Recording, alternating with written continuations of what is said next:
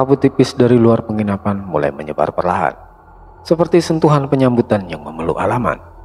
Aroma khas alas Purwo yang dingin, lembab, dan sedikit mistis kini merayap, menyelimuti setiap sudut area itu, membawa serta sisa-sisa energi dari medan perang yang baru saja usai. Dari balik tirai kabut yang semakin pekat, dua sosok mulai menampakkan diri, melangkah perlahan dari dalam kegelapan malam yang perlahan tersibak oleh cahaya remang-remang dari lilin penginapan. Yang pertama adalah Mbah Sabar. Ia berjalan di depan dengan jubah panjang yang sedikit berkibar karena angin. Wajahnya tenang, tatapannya lurus ke depan. Ia tampak tahu betul kemana ia melangkah. Tubuhnya memang sudah tua, tapi dari cara ia berdiri bisa dilihat bahwa indranya masih sangat tajam. Di sampingnya, Haris muncul dari balutan kabut. Langkahnya terasa sedikit berat, mengisyaratkan sisa kelelahan yang masih membebani setelah pertempuran batin dan fisik yang panjang dan menguras energi. Wajahnya terlihat letih, namun garis-garis ketegangan yang tadi ada telah sirna, digantikan oleh ekspresi tenang dan kedewasaan baru di sorot matanya yang kini memancarkan pemahaman lebih dalam.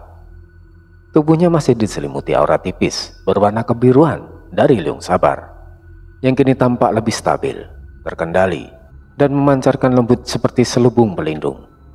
Nafasnya belum sepenuhnya teratur, tapi matanya sudah jernih, memancarkan kesadaran penuh akan segala yang telah ia alami.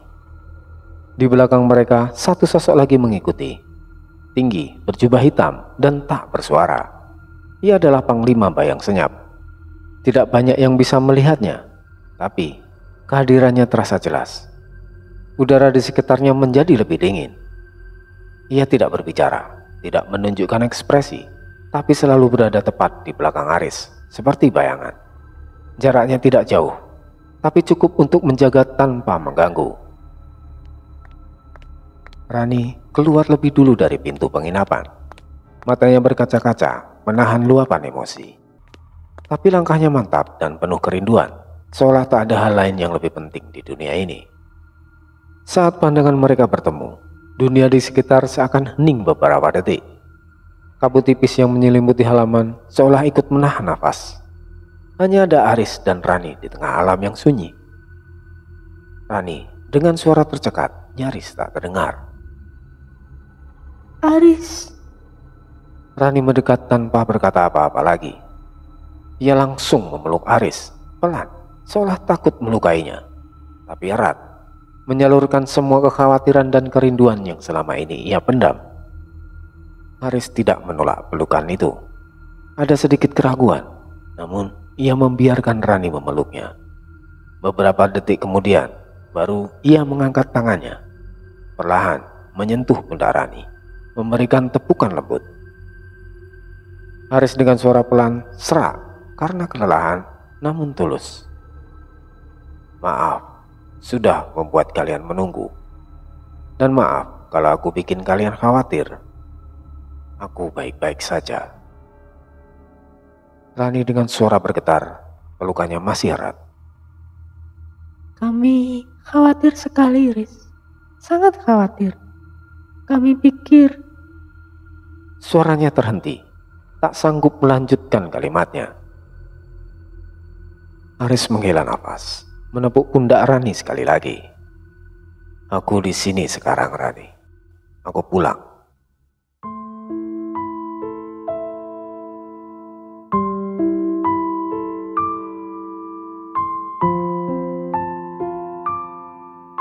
Lalu Bram dan Tole muncul di belakang Rani, mengamati momen pertemuan penuh emosi itu dengan pandangan yang campur aduk. Tole dengan suaranya pelan, nyaris tak terdengar. Ada nada bingung sekaligus lega. Ia ingin melontarkan lelucon atau candaan khasnya, tapi kata-kata itu tercekat di tenggorokan. Haris. Ia menghela nafas panjang, menatap sahabatnya itu dengan seksama. Gila loh. Aku seperti udah kayak lihat hantu aja melihatmu. Untung kau beneran pulang. Tapi kok beda ya rasanya. Jiwamu utuh, tapi Tapi kok kayak ada aura lain yang nempel ya? Bram tidak berkata apa-apa. Matanya yang tajam menatap lurus ke arah Aris. Lalu perlahan pada Basabar. Ia hanya menepuk dada kirinya dengan tangannya, memberi anggukan hormat yang dalam. Sebuah gestur penghormatan mendalam dan rasa terima kasih tulus atas kembalinya sahabatnya, Aris, dengan selamat. Basabar membalas dengan lirikan dan senyuman kecil, penuh pengertian. Ia mendekat, berbicara lirih hanya untuk didengar Bram, seolah berbagi rahasia. Jiwanya sudah kembali dan masih utuh, Bram. Meski bebannya terasa berat, ada banyak hal yang sudah terjadi padanya di alas Purwo. Kini saatnya dia kembali ke tubuhnya, menyatukan sepenuhnya apa yang sudah terpisah. Bram mengangguk pelan. Matanya masih menatap Aris dan Rani yang masih berpelukan. Ada keseriusan dan tekad di wajahnya. Kami akan membantunya, Pak. Apapun yang terjadi, dia sahabat kami. Kami akan pastikan dia bisa kembali seperti semula. Atau lebih baik lagi, Pak. Tole menggosok tengkuknya, masih mencoba mencerna semua yang ia lihat. Ya ampun, ini pasti bakal jadi cerita paling gila seumur hidupku. Temanku jadi, apa ya namanya? Manusia roh. Duh, bingung. Bikin pusing. Tapi yang penting kau kembali dengan selamat, Riz. Syukurlah.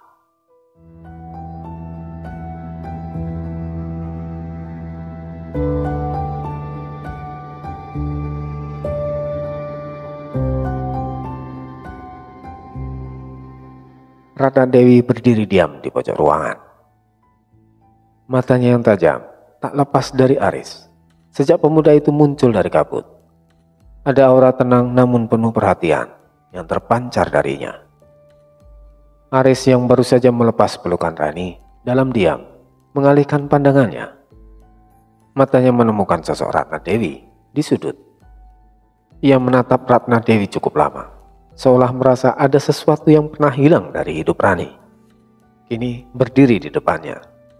Sebuah koneksi yang belum terucap, namun terasa begitu kuat. Tapi tak ada dialog langsung. Belum. Hanya tatapan mata yang saling mengunci. Tatapan yang mengisyaratkan pengenalan dan pemahaman tanpa kata. Keduanya saling tahu. Mungkin pertemuan berikutnya akan lebih dalam, lebih jujur, dan mengungkapkan banyak rahasia. Setelah masuk kamar, Basabar segera memulai prosesi sakral untuk menyatukan kembali jiwa Aris ke tubuhnya. Lilin-lilin kecil di sekeliling ranjang bambu tampak berkedip lebih terang, seolah membantu penerangan dalam ritual penting ini. Lalu terdengar suara mantra yang dilafalkan Basabar, pelan dan berirama, disusul dengan suara energi halus yang berdesit samar. Hening, hanya suara nafas yang lain terdengar tertahan. Selama prosesi berlangsung, Bram, Tole, Rani, dan Ratna hanya bisa melihat dengan hikmat. Ketegangan terpancar dari wajah mereka, namun ada juga harapan yang kuat. Prosesi berjalan dengan lancar. Seiring waktu yang berlalu, terlihat perlahan tubuh Aris kembali hangat. Warna kulitnya kembali merona, dan nafasnya yang tadi tersengal-sengal kini menjadi berat tapi damai, menandakan bahwa jiwanya telah menemukan kembali tempatnya. Suara mantra Basabar berhenti. Keheningan melingkupi ruangan sesaat. Setelah menyatukan jiwa Aris, Basabar memperhatikan tubuh cucunya dengan seksama. Ia meletakkan 2 jari di dada Aris, tepat di antara simbol Badar Geni yang membara dan Liong Sabar yang menenangkan. Basabar dengan suara lirih penuh kelegaan. Rajahnya masih panas, tapi alirannya sudah mulai mengalir ke arah yang benar. Dia tidak terbakar dari dalam lagi. Energi Badar Geni kini seimbang dengan Liong Sabar. Basabar menarik tangannya. Lalu Basabar berbalik menatap yang lain. Suaranya tegas namun lembut. Malam ini jangan ada yang mengganggu Aris. Biarkan dia beristirahat penuh. Tole berbisik. Jadi dia sudah aman kan, Pak? Dia nggak bakal ngamuk kan? Bram menyikut Tole pelan. Us. Mbah Sabar tersenyum tipis pada Tole. Aman, Le. Esok hari baru dia bisa bicara. Hari ini biarkan tubuh dan jiwanya menyatu kembali. Ini proses yang sangat penting setelah semua yang ia lalui. Dia butuh waktu untuk menata kembali dirinya. Rani mengangguk pelan. Matanya masih menatap Aris dengan khawatir, namun lega. Kami akan menjaganya, Mbah. Malam menjadi lebih tenang. Kabut di luar penginapan mulai menipis, digantikan oleh keheningan yang dalam. Namun di dalam kamar semua orang terjaga dalam pikirannya masing-masing. Mereka mengamati Aris, menunggu, dan merenungkan apa yang baru saja terjadi. Tole dengan suara gumaman pelan terdengar seperti sedang menghafal. Penjogo Cio, pelindung roko, usir Angkoro, datangkan cahaya. Tole duduk di lantai, bersila dengan sebatang ranting sebagai pena imajinasi. Dia belajar menggambar simbol-simbol pelindung sederhana yang diajarkan oleh Mbah Sabar, sambil sesekali menggumamkan mantra kecil. Wajahnya serius, sesekali mengernyitkan dahi karena berusaha keras untuk mengingat. Bram duduk di dekat pintu, punggungnya bersandar pada kusen. Matanya awas memantau sekitar, khawatir jika ada roh liar atau sisa-sisa energi jahat yang mungkin masih berkeliaran di dekat penginapan. Tangannya siap siaga di samping tubuhnya, meski ia tetap menjaga ketenangan. Rani akhirnya tertidur, kelelahan setelah seharian penuh kekhawatiran. Ia bersandar di sisi ranjang Aris, tangan kirinya menggenggam ujung baju Aris, seolah ingin memastikan Aris takkan menghilang lagi. Ratna Dewi duduk tegak di sisi seberlawanan ruangan, bersandar pada dinding, matanya tetap terbuka. Jernih mengamati semua yang ada di kamar. Ada misteri yang terpancar dari dirinya, seolah ia menyimpan sesuatu yang besar, sebuah kebenaran yang belum ia buka. Sesekali pandangannya tertuju pada Aris, lalu beralih ke sosok tak terlihat di sudut ruangan. Panglima Bayang Senyap yang berdiri di sudut ruangan hanya menatap keluar jendela yang gelap. Ia tidak terlihat oleh Rani, Bram, dan Tole. Namun Ratna bisa merasakan kehadirannya yang dingin. Ia tidak bergerak, tidak bicara, tapi dalam pikirannya ia menghitung setiap detik, setiap kemungkinan. Kalau Tuan kembali melemah, aku akan jadi bayangan pertamanya yang bergerak. Jika Tuan terancam, aku akan pastikan tidak ada yang bisa menyentuhnya lagi.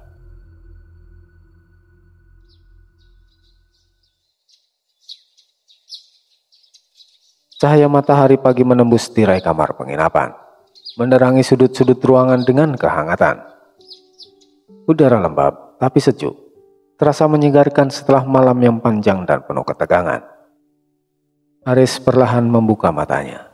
Pandangannya masih buram sesaat, menyesuaikan diri dengan cahaya, tapi kemudian fokus. Ia menyadari bahwa di dalam kamar hanya ada dia dan Rani. Rani tampak tertidur pulas di sisi tempat tidurnya. Kepalanya bersandar di lengan ranjang, menunjukkan betapa lelahnya dia setelah semalaman menunggu dan khawatir. Aris menghela nafas dalam, mencoba untuk duduk. Gerakannya terasa sedikit kaku, namun kali ini nafasnya dalam dan teratur. Tidak lagi terasa berat, ada rasa lega yang melingkupinya, seolah beban besar telah terangkat. Sementara di beranda penginapan, suasana pagi yang tenang, terdengar suara air mendidih samar dan cangkir beradu. Mbah Sabar duduk di kursi ruang depan penginapan, dengan tenang menyeduh teh dalam teko tanah liat yang mengepulkan aroma harum. Tole Tole dan Bram sudah menemaninya. Suasana pagi terasa hangat dan akrab. Lalu terdengar suara langkah kaki pelan Aris yang mendekat. Aris bergabung beberapa menit kemudian. Kaki telanjangnya masih terasa gemetar samar, sisa dari pengalaman semalam. Tapi langkahnya tenang dan terkendali. Basabar dengan suara lembut, penuh perhatian. "Kau sudah bangun, Res. Tapi hati-hati. Badanmu masih belum pulih benar. Jangan terlalu memaksakan diri." Aris duduk perlahan. Suaranya serak namun jernih. "Iya, Mbah. Terima kasih. Tapi aku ingin bertanya, apa yang sudah terjadi, Mbah? Aku seperti mimpi. Semuanya terasa begitu nyata, tapi juga begitu jauh." Basabar tidak menjawab panjang. Tatapannya bijak dan menenangkan. "Untuk sekarang, kau cukup tahu bahwa kau tidak sendiri, Res. Kami di sini. Dan semua yang terjadi itu adalah nyata." Aris menatap teh di tangannya, menghela nafas panjang.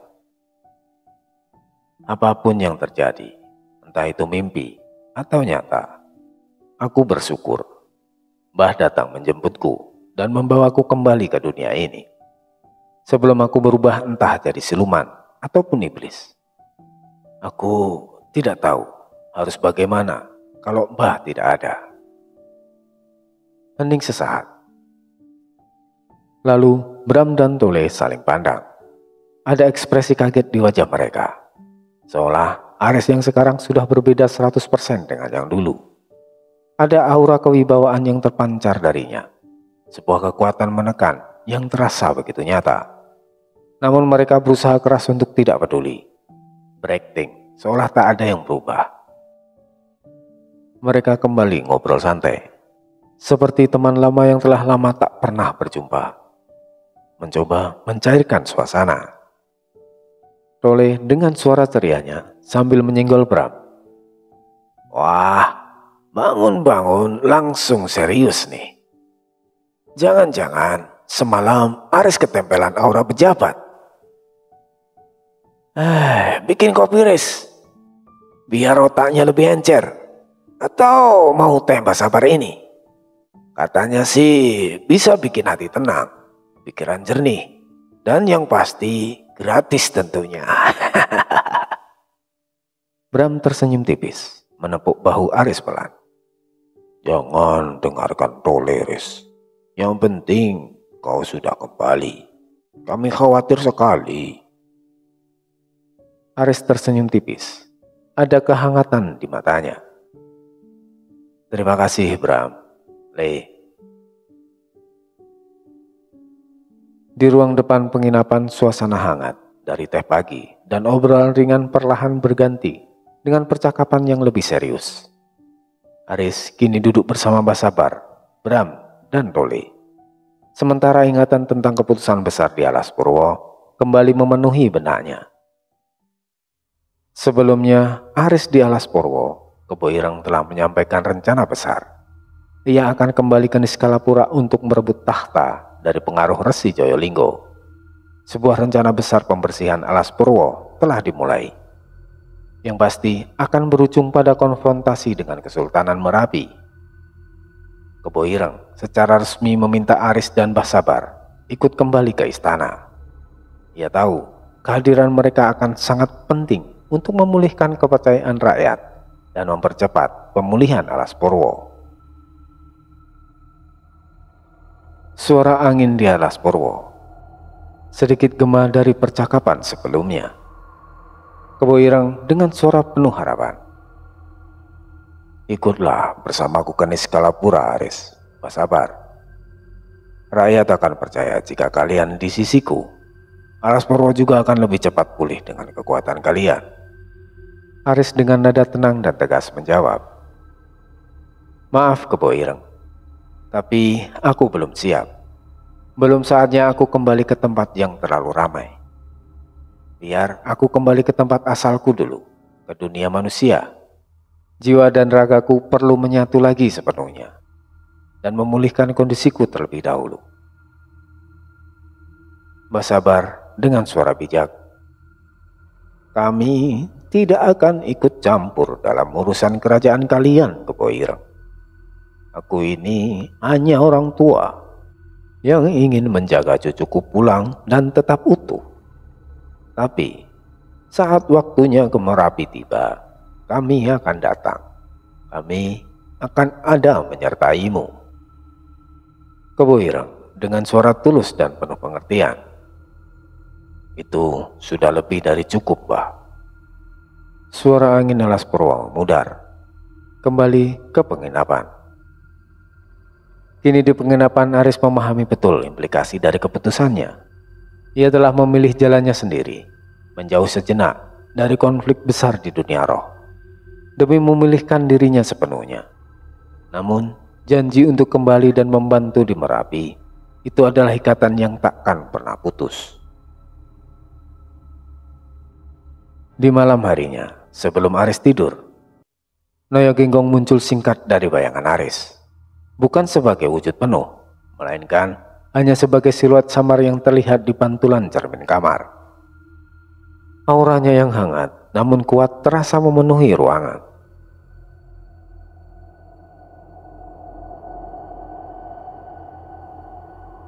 Noyo Ginggong dengan suara lembut namun berwibawa terdengar langsung di benak Aris. Untuk sekarang, aku tidur dulu, Aris. Kekuatanmu sudah mulai stabil, dan kau butuh waktu untuk menyatukan semuanya. Tapi kalau ada yang mengganggumu, cukup batinmu memanggil. Aku akan tahu, aku akan selalu berjaga. Aris tersenyum tipis, ada rasa nyaman dalam suaranya. Kau belum bosan denganku setelah semua keributan ini? Noyo Ginggong tertawa ringan. Suara tawa itu lembut namun penuh kebijaksanaan, seperti lonceng yang berdentang perlahan.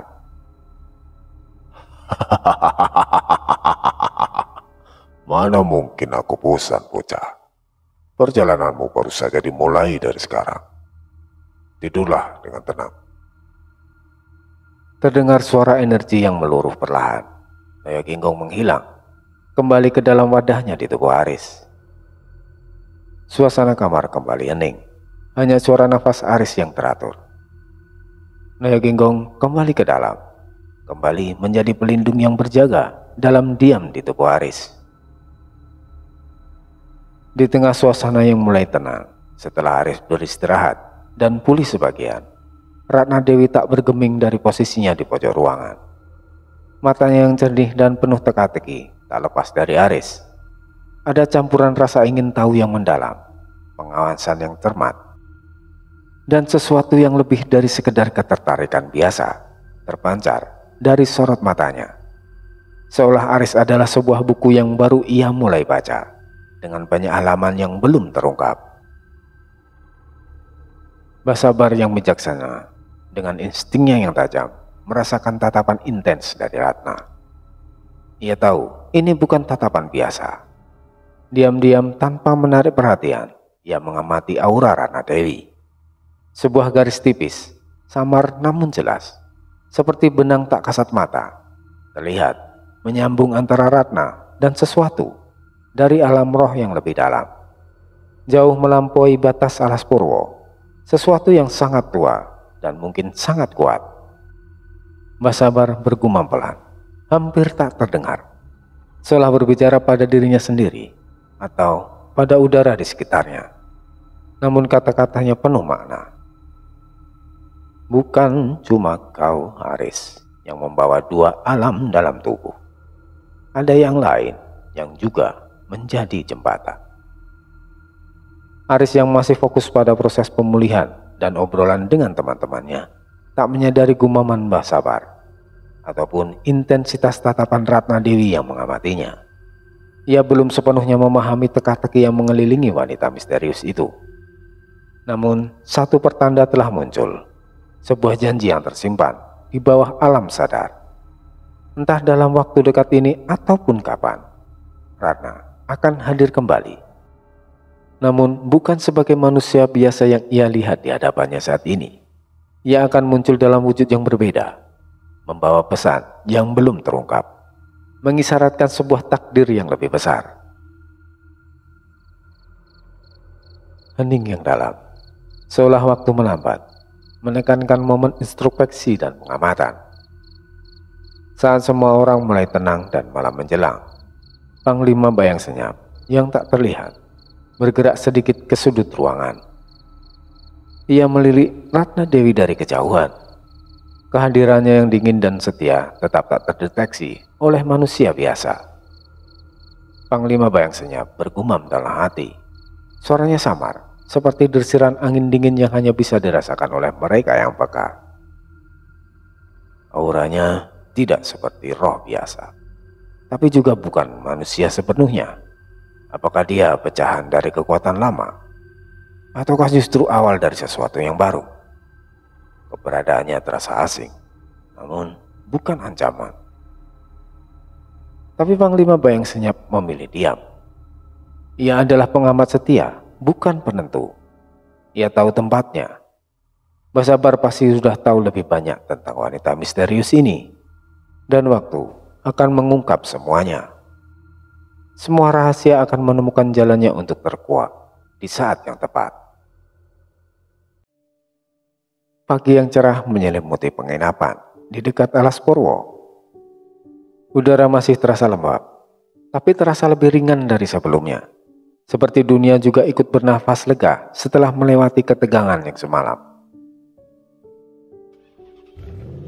Terdengar suara mesin mobil yang menyala pelan di kejauhan. Disusul suara pintu mobil yang terbuka. Aris berdiri di depan kendaraan sewaan yang akan membawanya pulang. Pakaiannya sudah berganti, wajahnya bersih, tubuhnya tak lagi dibalut kabut penyembuh. Meski ada bekas kelelahan samar di matanya, aura kekuatannya kini terasa lebih terkontrol, memancar lembut dari dalam dirinya. Lalu terdengar obrolan ringan dan candaan dari Bram dan Tole yang terdengar jelas. Bram dan Tole sudah menunggu di dekat mobil, saling bercanda seperti biasanya. Tak banyak barang yang mereka bawa, cuma pengalaman menjemput Aris ini menjadi kenangan yang tak bakal mereka lupakan seumur hidup mereka. Tole dengan suara ceria sambil menyinggol Bram di sampingnya. "Ayo Aris, lama amat, nanti keburu macet di jalan tol. Jangan-jangan kau takut kita minta oleh-oleh batu akik dari Alas Purwo ya? Tenang aja, kita cuma butuh kau balik utuh, Res. Gak usah bawa oleh-oleh yang bikin merinding." Bram tertawa kecil, menepuk bahu Aris pelan. "Tole nih memanglah. Tapi serius, Res. Gimana? Udah siap? Semoga di jalan kau nggak tiba-tiba berubah jadi pohon kelapa ya.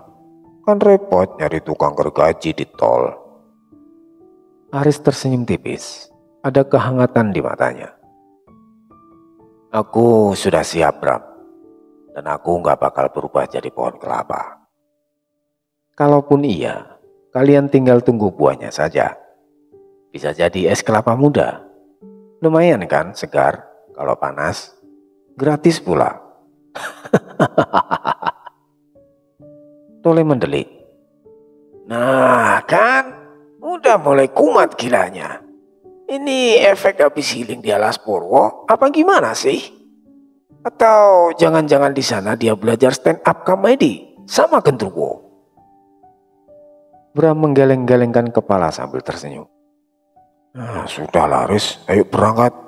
Sebelum Tole mulai ngeramal cuaca pakai bulu kuntilanak dan minta sumbangan buat bangun pos ronda di alam gaib." Aris mengangguk, melirik ke arah Mbah Sabar dan Rani yang masih berada di dalam penginapan. Sementara itu, Ratna Dewi berdiri di sisi jalan tanah, tak jauh dari gapura batas Alas Purwo yang tampak samar diselimuti kabut pagi.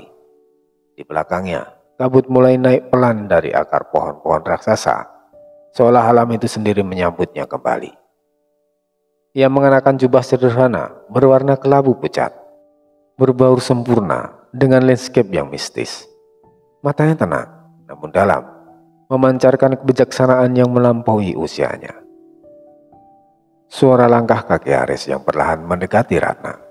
Suasana hening, hanya fokus pada percakapan mereka. Ratna dengan nada lembut tapi tegas, suaranya mengalun seperti bisikan angin. Suatu saat nanti kita akan bertemu kembali, Aris. Jalanmu masih panjang dan takdir kita mungkin akan berdampingan ataupun malah bersimpangan nantinya. Aris mengangguk pelan, ada rasa penasaran di matanya. Namun ia menahan diri untuk bertanya lebih jauh. Aku akan mengingatnya. Dan terima kasih sudah membantu teman-temanku menjaga tubuhku selama jiwaku di alas Purwo. Ratna Dewi tersenyum dan kemudian menoleh ke arah Rani. Senyum tipis tersungging di bibirnya. Senyum itu menghadirkan kehangatan yang kontras dengan auranya yang misterius. Dan untukmu, Rani, mungkin suatu saat kau juga akan bertemu kembali dengan kakak yang hilang. Rani tersentak kaget. Ada suara nafas tertahan. Rani tampak terkejut, matanya membulat, menatap Ratna dengan campur aduk antara keterkejutan dan secercah harapan. Namun ia tidak bertanya, seperti hatinya memilih untuk tidak menggali lebih jauh. Belum sekarang. Mungkin ada bagian dirinya yang takut akan kebenaran yang akan terungkap. Ratna kemudian melangkah pelan ke dalam kabut. Gerakannya begitu halus, nyaris tak meninggalkan jejak. Dalam beberapa detik, ia menghilang. Seperti tak pernah benar-benar berdiri di sana. Hanya menyisakan pertanyaan dan janji yang menggantung di udara.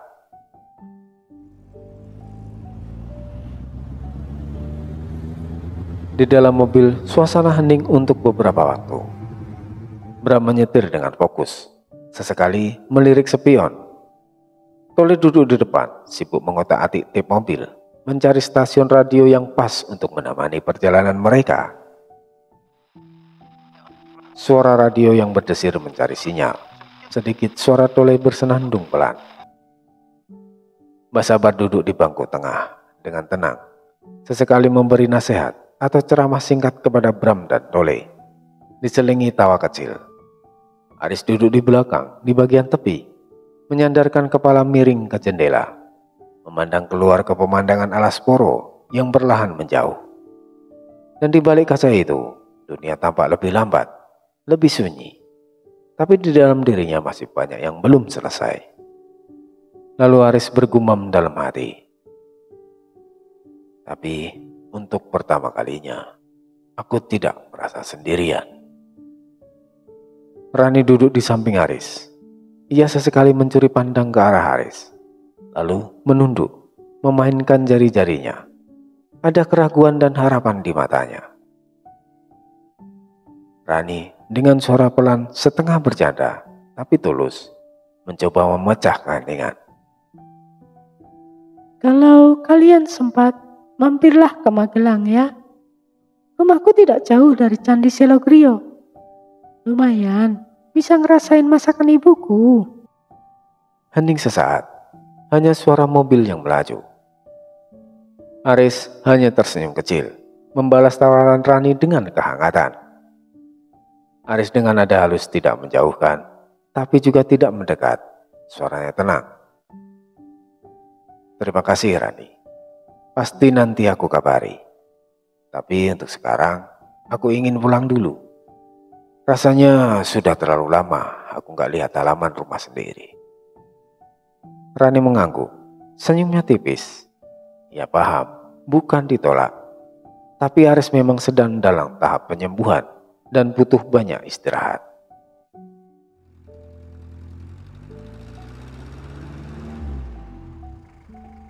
Lalu tak terasa beberapa jam telah berlalu. Saat mobil sampai di jalur keluar ke arah Magelang, Rani meminta diturunkan di persimpangan. Ia akan dijemput oleh keluarganya di sana. Lalu Bram bersuara dari kursi mobil, sedikit menoleh. Yakin gak mau ikut kami sampai ke Jogja, Ran? Mbak Sabar ikut menambahkan. Iya, Ran. Nanti Mbah ajak jalan-jalan di Jogja. Rani tersenyum tipis sambil membuka pintu mobil. Suaranya lembut. Terima kasih banyak, Mbah. Bram, kapan-kapan saja nanti aku ke Jogja. Untuk sekarang, aku sudah cukup senang melihat Aris sudah kembali tanpa kurang suatu apa. Seperti dulu. Hati-hati di jalan ya, Mbah. Dan kalian semua, jangan ngebut-ngebut, Bram. Tambahnya, pintu mobil terbuka, suara angin masuk. Lalu Aris menatap Rani. Terima kasih Rani untuk semuanya. Jaga dirimu baik-baik ya. Rani membalas dengan anggukan. Senyum tipis masih terukir di wajahnya. Saat menutup pintu, sebuah bisikan terdengar dalam hatinya. Sebuah rahasia yang tak perlu terucap. Rani berbisik dalam hati. Kamu gak harus tahu apa yang aku rasa, Aris. Cukup kamu kembali selamat saja. Itu sudah cukup dan membuatku lega. Pintu mobil tertutup pelan. Suara mobil mulai bergerak perlahan, meninggalkan Rani. Dari kaca spion, Rani terlihat melambai kecil, lalu berdiri sendiri di antara hamparan ladang dan pepohonan yang mulai disinari mentari pagi. Suara mobil yang semakin menjauh, perlahan hanya menyisakan suara angin yang berdesir lembut. Saat mobil menjauh dan hanya suara angin yang menemani kesendiriannya, Rani mengangkat tangannya sekali lagi ke arah langit yang membentang luas. Rani dengan suara lirih hampir seperti bisikan.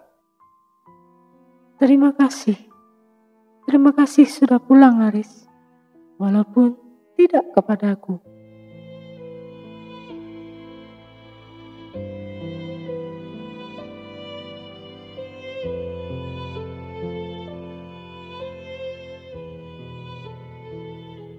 Setelah perpisahan dengan Rani, suasana di dalam mobil jadi lebih ringan. Beban kekhawatiran yang tadi menggantung perlahan mencair, tergantikan oleh suara canda dan tawa dan kelegaan. Tole dengan suara ceria memecah keheningan sambil memutar volume radio. Nah, gini dong. Perjalanan kan jadi asik. Ini baru pulang yang benar. Bukan pulang dari dimensi lain sambil bawa beban hidup. Mau request lagu apa nih, Mbah? Lagu campur sari, dangdut, atau K-pop sekalian? Bram tertawa geli, fokus menyetir. Jangan aneh, Tole. Nanti Mbah Sabar malah ngeluarin jurus mantra biar tap mobilnya nyanyi sendiri. Gimana coba? Mbah Sabar tertawa lepas, terdengar sangat lega. Ada-ada aja kalian ini ya. Tapi bener, hati Mbah jadi ringan sekarang. Cucuku sudah kembali. Aris tetap diam, tapi kali ini bukan karena memendam luka atau kegelisahan. Ia tersenyum kecil, menikmati suasana hangat dari orang-orang terdekatnya. Lalu menatap jalan di depan yang membentang luas. Matanya setengah terpejam, menikmati kedamaian. Mbah Sabar sambil tertawa bersama Tole dan Bram. Mbah Sabar sempat melirik ke belakang. Pandangannya jatuh pada Aris yang duduk tenang di kursi baris belakang. Matanya setengah terpejam, menikmati keheningan di tengah keramaian. Mbah Sabar bergumam pelan, hampir tak terdengar oleh Tole dan Bram. Luka batin bukan untuk disembuhkan dengan pertarungan, tapi dengan pulang ke tempat yang paling mengerti, dengan diammu.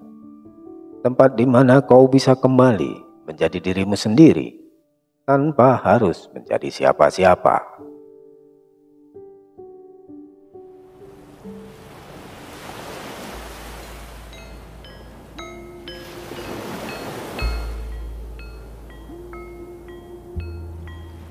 Sementara itu di kejauhan, Ratna Dewi berdiri tegak di tebing curam, dekat laut selatan. Jubah kelabu pucatnya berkibar tertiup angin samudera. Matanya yang dalam menatap kabut yang mulai berubah warna di cakrawala, seolah ia melihat lebih dari sekedar pemandangan alam. Ratna Dewi dengan suara rendah sedikit berbisik pada dirinya sendiri. Kau sudah memilih, Haris. Tapi ini belum selesai. Jalanmu baru saja dimulai.